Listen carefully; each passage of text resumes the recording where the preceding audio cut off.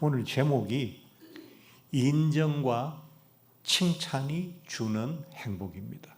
이제 우리 사람은 누구에게 인정받을 때 행복하고 칭찬받을 때 행복한 거죠. 여러분도 그렇고 저도 그렇습니다. 여러분께서 목사님 은혜 받았습니다. 그러면 저도 행복하죠. 설교 준비하기 위해서 신경 썼던 많은 시간들이 갑자기 보람이 있어지고 또 그 일이 즐거워지고 행복합니다. 여러분들이 교회에 오셔서 나름대로 봉사도 하시고 또 뭐 헌금도 하시고 일도 하시고 여러 가지 하시는데 그때마다 목사가 아유 집사님 조금 더 하지 그랬어요 이렇게 말한다면 여러분 얼마나 쫓기는 신앙생활을 하시겠어요? 그렇잖아요. 근데 그 모습 그대로 그분이 할 수 있는 것을 최선으로 여기고 다 감사합니다. 교회를 도와주셔서 섬겨주셔서 고맙습니다라고 칭찬을 해드리면 여러분도 교회 생활이 행복할 것 아닙니까? 우리는 이제 그런 관계로 서로 가야 된다는 거죠. 오늘도 그 도움이 되는 이야기를 나누는데 제목이 인정과 칭찬이 주는 행복이라고 되어 있는데 본문을 보시면 본문이 3개가 나오죠. 출애굽기 말씀도 나오고 신명기 말씀이 2군데 나오는데 그 말씀 안에는 인정과 칭찬이라는 단어가 하나도 없어요. 그럼 어디에서 인정과 칭찬이 나오느냐? 그걸 한번 찾아보자는 거죠. 첫 번째 한번 말씀을 출애굽기는 잘 아시니까 내 이웃의 것을 탐내지 말라 그런 말씀이고요. 신명기 이제 말씀 19장 14절 말씀 내 하나님 여호와께서 내게 주어 차지하게 하시는 땅 곧 내 소유가 된 기업의 땅에서 조상이 정한 내 이웃의 경계표를 옮기지 말지니라. 그러니까 조상이 이제 이스라엘 12지파 땅을 나눠주면서 레위 지파는 땅이 없고 나머지는 다 나눠주면서 이제 경계선이 있을 거 아니에요. 우리가 이제 부동산을 가지면 자기 땅이라고 등기가 나오고 지적도에 그 표시된 구역이 내 땅이라는 게 인정이 되잖아요. 그런데 지금 이것도 바로 그 이야기를 지금 하고 있는 거거든요. 너희가 새로운 땅에 들어가 살 때 막 남의 그 경계를 넘어가지 말고 조상의 때에 이 경계표가 생겼다면 시간이 많이 지났잖아요. 그러니까 지금은 세상이 바뀌었다. 좀 나누자. 좀 이 경계선을 다시 바꾸자. 그렇게 하지 말라는 거예요. 이 말은 무슨 뜻입니까? 어떤 사람의 소유나 어떤 재산을 그걸 인정해 주라는 거예요. 침범하지 말고. 이제 인정이라는 의미가 조금 하나 나왔죠. 그 다음 본문을 보면서 또 설명합니다. 신명기 23장 24절 25절 내 이웃의 포도원에 들어갈 때는 마음대로 그 포도를 배불리 먹어도 되느니라. 그러나 그릇에 담지는 말 것이요 내 이웃의 곡식밭에 들어갈 때는 내가 손으로 그 이삭을 따도 되느니라. 그러나 내 이웃의 곡식밭에 낫을 대지는 말지니. 무슨 말이냐니까 가난해가지고 자기 밭이 없는 사람, 자기 먹을 게 없는 사람은 남의 포도밭에 들어가서 포도를 실컷 먹고 나와도 돼요. 근데 거기서 실컷 먹고 그릇을 가져가가지고 한 그릇 따가지고 나오면 안 된다는 거예요. 네가 먹을 수 있는 만큼만 먹고 나오라는 거예요. 마찬가지로 곡식밭에 들어가서 곡식을 딸 수 있어요. 곡식은 이제 집에 가서 해 먹어야 돼요. 포도는 그 자리에서 먹을 수 있는 거지만 먹고 나오면 되지만 곡식은 집에 가서 물 붓고 불 떼서 끓여야 되니까 곡식을 갖고 나올 수 있게 하는데 손으로 따라는 거예요. 손으로 따면 열심히 따도 많이 못 따겠죠. 대신에 낫을 가지고 대량으로 잘라오지는 말라는 거예요. 이 말은 뭐냐니까 네가 너무 가난하니까 하나님의 법으로 남의 포도원에 들어가서 포도도 따먹게 하고 이삭도 손으로 잘라오게 하지만 그건 네게 아니라는 거예요. 그건 네게 아니고 그 사람 거잖아. 그러니까 네가 목숨 부지할 만큼 배고픔을 면할 만큼만 먹어야지 남의 것 왕창 가지고 와서 네가 두고 배불리 먹거나 네 부를 늘리는 그런 식으로 해서는 안 된다라고 하는 말씀이거든요. 뭡니까? 부자의 그 재산과 소유를 인정해 주라는 거예요. 여기서 이제 인정이라는 단어가 나오는 거예요. 예. 가난한 사람의 불안이 뭘까요? 가난한 사람은 지금 집에 곡식이 오늘 먹으면 똑 떨어져요. 그것도 불안해요. 그런데 그보다 더 불안한 건 뭐냐니까 이웃이 내가 가난하다는 걸 알고부터는 나를 대하는 게 너무 냉정해. 그럼 어때요? 내 집안에 곡식이 없어서 불안하기도 하지만 그런 가난한 나를 냉담한 눈으로 쳐다보고 대하는 이웃의 냉정함이 어떤 때는 더 무섭다고요. 무슨 말인지 의미를 이해하시겠죠? 예, 예. 그게 더 무서워. 예를 들어서 내가 우리 동네에 이제 여러 집이 사는데 그 중에 한 뭐 밑에 몇 집은 가난해요. 근데 막 되게 이 사람들이 가난한데 너무 가난해가지고 밥을 며칠 굶고 이러면 동네 부자들 마을 사람들이 막 와서 살이라도 좀 주고 이렇게 하면 살잖아요. 과거에는 그랬어요. 과거에는 우리 어머니가 뭐 우리도 넉넉하지 않은데 밥을 하면 꼭 보리살이 많이 간 한쪽을 이렇게 남겨둬서 바가지에 좀 떠나요. 왜? 매일 찾아오는 거지가 있거든요. 우리 집 대문 밖에서 막 두드리고 노래하고 그럼 저한테 갖다 주라 하면 바가지 가져가서 그러니까 그 거지가 올 것을 나누어 주는 것을 그때는 했었어요. 또 그때는 이 집에 잔치를 하면 신문지에다가 삶은 돼지고기를 잘라가지고 조금씩이라도 사서 다 돌렸어요. 그럼 돼지 비계에 신문지 글자가 찍혀 나오는 그걸 그래도 어느 집에 잔치 안 하나 하고 늘 기다리죠. 우리 어린 마음에. 거기 가서 일 돕고 계시는 어머니 곁에 가서 전이라도 한쪽 얻어먹고. 그때는 이 가난한 사람에 대한 긍휼과 배품이 있었어요. 그게 가난한 사람들의 불안을 많이 해소시켜줬어요. 이 사람들이 뭐 쉽게 잘 도와주고 매일 뭐 갖다 주고 하진 않겠지만 내가 정말 어려움에 처하고 내가 정말 밥을 굶고 굶어 죽을 만큼 위급한 상황에 처하면 이 동네 사람들이 주변 사람들이 나를 외면하지 않는다라는 그런 약간의 든든함.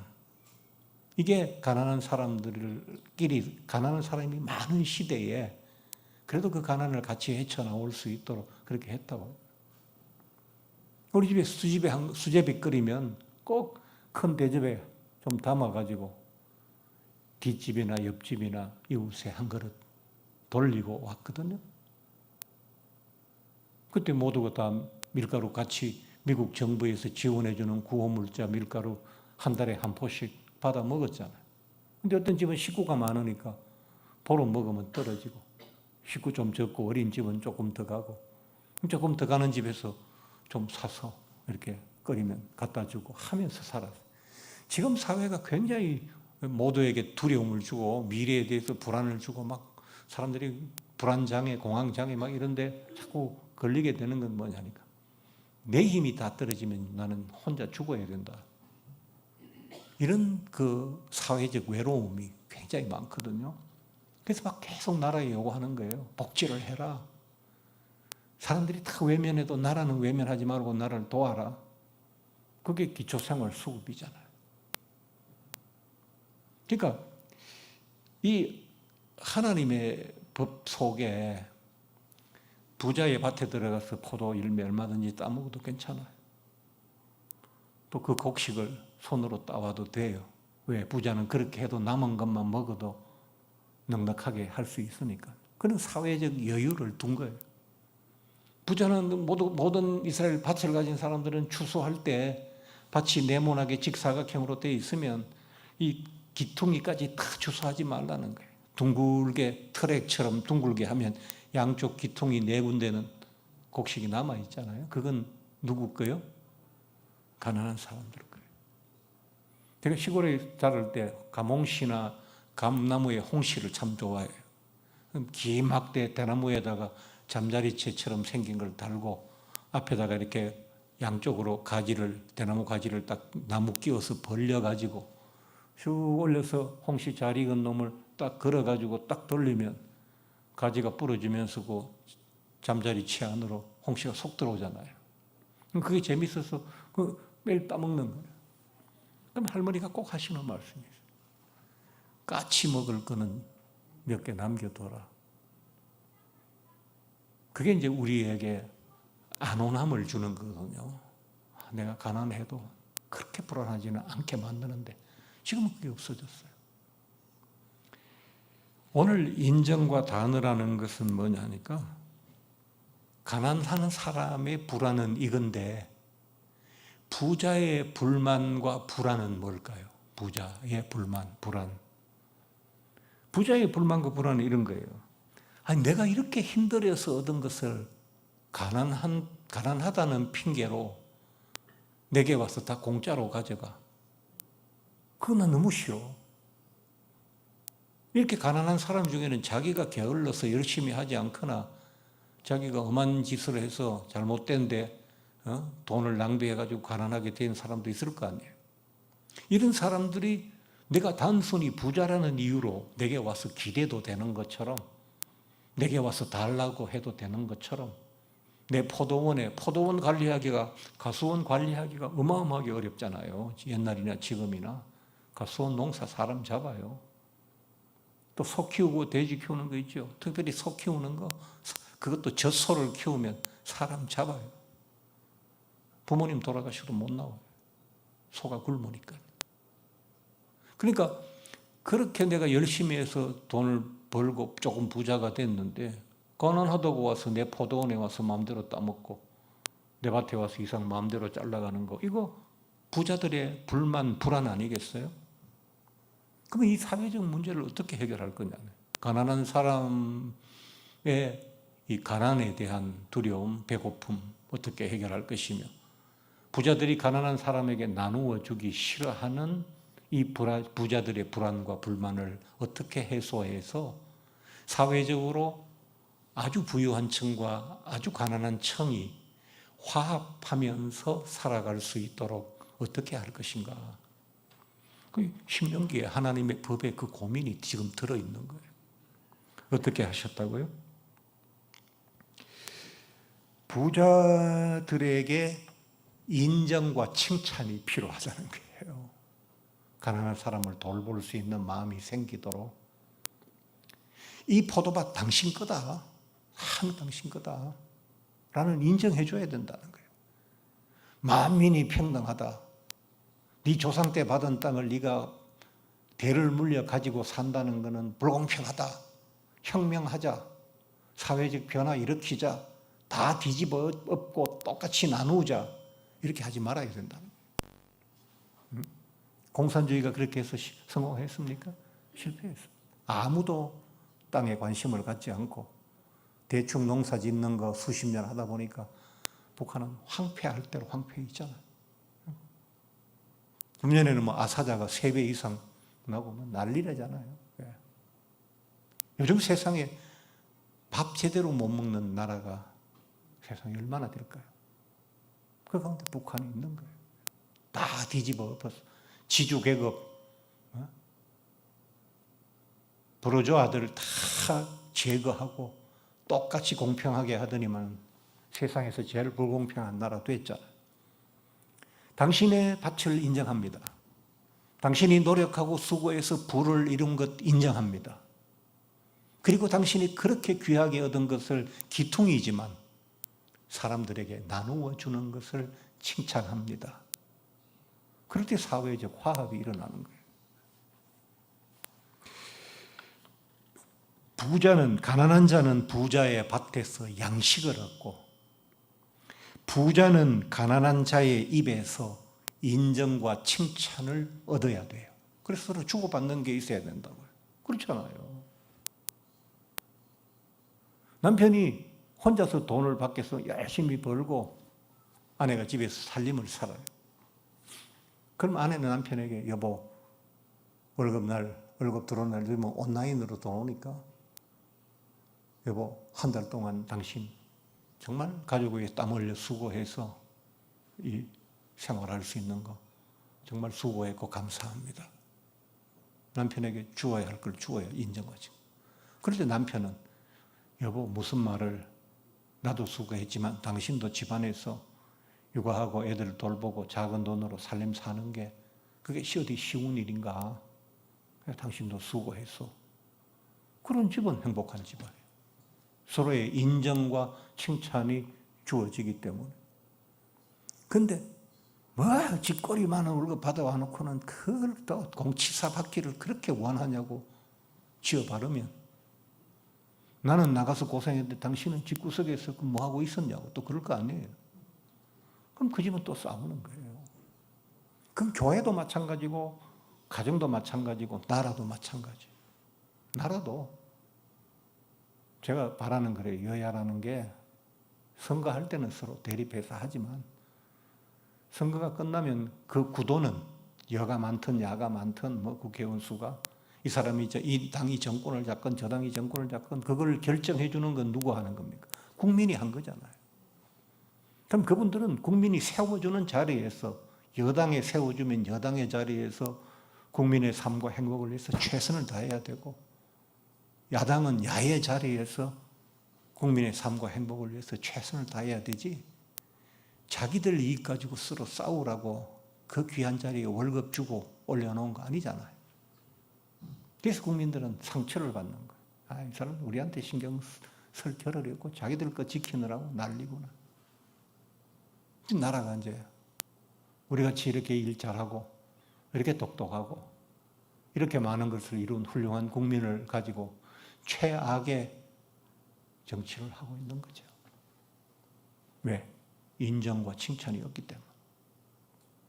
여당이 잘할 때는 야당도 인정해주고 칭찬해주고 야당이 잘할 때는 여당도 인정해주고 칭찬해주고 상대가 하는 거는 그냥 모두가 마음에 안 들어. 그건 옛날 당파 노론 소론 남인 북인하고 머리 터지도록 싸울 때 그때와 지금 한국의 정치는 우리 근대사 고대사의 정치는 달라진 게 뭐가 있냐. 그리고 국민들이 그 피해를 고스란히 입잖아요. 여러분 하나님의 법은 참 합리적입니다. 어떻게 이렇게 옛날에 이런 법이 존재했을까? 인정해주라. 그 경계표를 인정해주라. 너 임마 네 조상이 도둑질 해가지고 땅 사가지고 부자 됐잖아. 내놔. 우리 같이 똑같이 가르자. 이렇게 하지 말라는 거예요. 그럼 부자는 돈을 가지고 힘을 가지고 있는데 쉽게 자기 땅 뺏기겠어요? 자기의 기득권 권한을 안 뺏기려고 온갖 방법을 동원해서 더 설치고 더 난리치고 더 돈 모으려 하고 그럴 거 아니에요. 뺏어갈 수 있다 하니까 더 많이 모아야 된다. 그럼 점점 나빠지는 거예요. 포도원에 가서 야, 이 포도원 네 거라 하지만은 우리 하나님이 포도 열매 맺히게 안 해줬으면 너 어떻게 포도 할 수 있겠냐? 하나님이 거야. 갈라 먹자.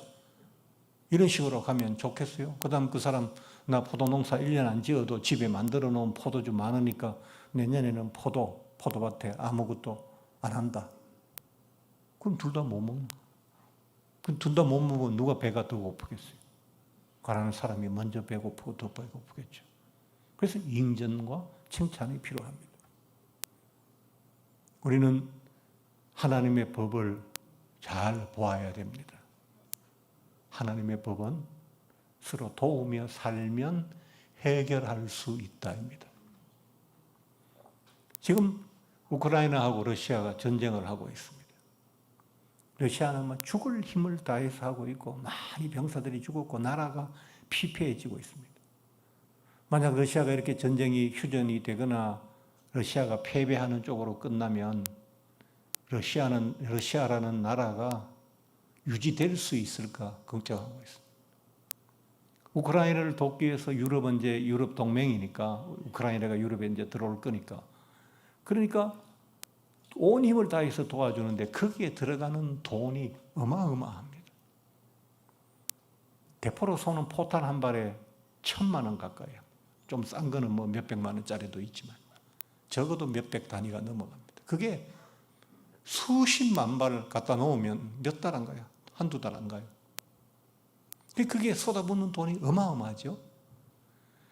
이 지구촌에서 각 나라들이 전쟁 준비, 군비 준비, 국방에 쏟아붓는 돈만 모으면 그걸 아프리카의 가난한 나라에 보내고 저개발 국가에 보내고 문제 있는 나라에 보내고 이렇게 잘 나눌 수만 있다면 지구촌은 그 자체가 천국이 됩니다. 이제 금년에 이제 자연재해가 어마어마하게 올 거잖아요. 엘니뇨 때문에 그렇습니다. 바닷물의 온도가 2도 이상 높아졌기 때문입니다. 어마어마한 비가 올 것이며 어마어마한 더위가 올 것입니다. 우리는 괜찮습니다. 우리나라는 에어컨 보급률이 굉장히 높습니다. 북한, 서울하고 다 있죠. 40km면 개성입니다. 북한 사람들 너무 더우면 먹을 것도 없고 비리비리한 사람들이 에어컨도 없습니다. 고통이 그렇게 연결되어 있다는 겁니다. 그렇기 때문에 그 많은 군비와 전쟁 준비, 서로가 서로를 해치는데 들어가는 돈을 다 이런 자연재해를 해결하고 지구촌의 어떤 문제들을 지금 뭐 남극, 북극에 뭐 얼음이 하나도 안 남아 있잖아요. 지구 온난화를 계속하고 그게 물이 다 녹으면, 얼음이 다 녹으면 지금 뭐 주요 항구 도시들이 거의 다 물에 잠긴다. 이런 게 이제 막 거의 눈앞에 현실로 다가와요. 우리가 2030년을 넘겨서 지구가 다시 되돌아올 수 없는 길을 가고 있다. 이렇게 심각하게 이야기하거든. 또 바다에는 미세 플라스틱, 물고기의 세포까지 플라스틱 조각들이 들어가 있고요. 우리 아이들이 그걸 먹을 거예요.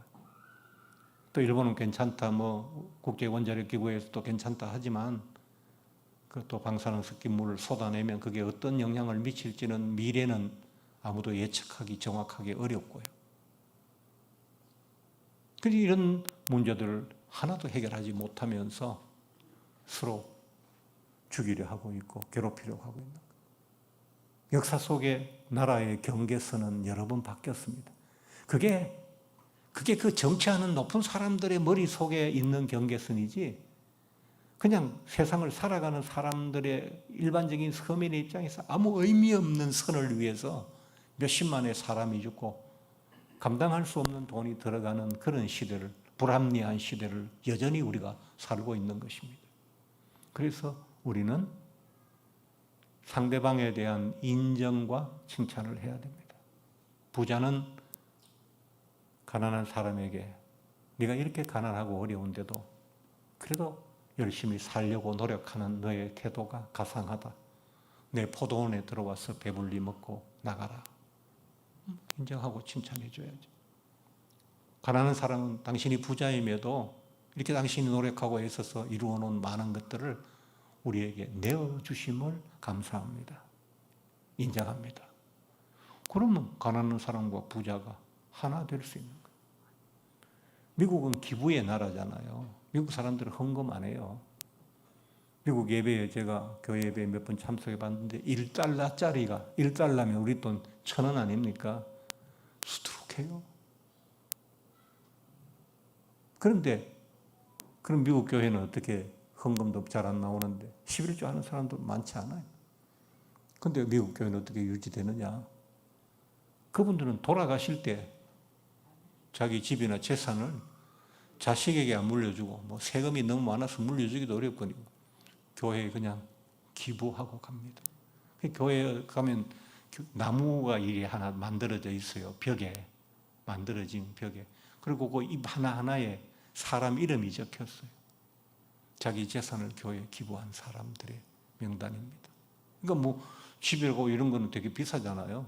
평생 헌금을 안 했는데 그걸 기부하니까 제가 갔던 그 교회는 저 플로리다라는 데 포트레일이라고 하는 거기에 있는 교회인데 거기에 그 교회에서 인공위성을 띄웠어요.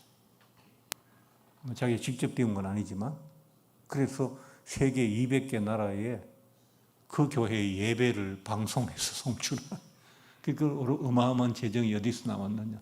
기부하는 문화에서 나와요. 그런데 이 사람들은 교회만 기부한다 그런 뜻이 아니고요. 교회에 앉아서 나이 드신 분이 하는 게 뭐냐 이렇게 막 뜨개질해요.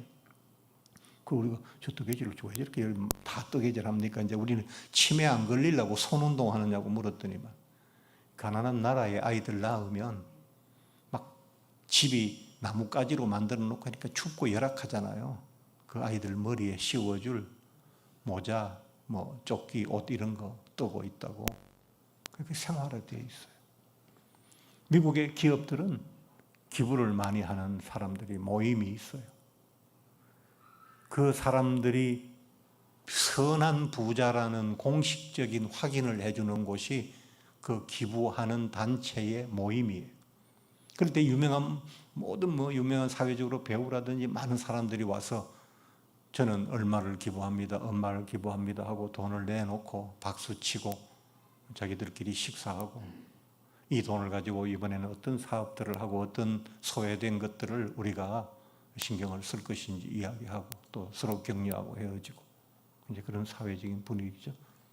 여러분이 행복하신데 인정과 칭찬이 필요합니다. 남편이 별 문제도 없는데 늘 입이 쭉 나와 있거든. 아이고 칭찬이 부족하구나 그렇게 생각하세요. 또 자녀들도 그렇습니다. 못하는 애 자꾸 못한다 하면 점점 더 못하고 잘하는 것만 생각해서 칭찬해줘. 그럼 잘하는 것의 가지수가 늘어나게 되고 또 그것보다 더 중요한 것은 가족들이 살아가면서 행복하게 된다는 사실입니다. 오늘도 여러분이 행복 찾아가는 길에 짧은 이야기가 도움이 되었으면 좋겠습니다.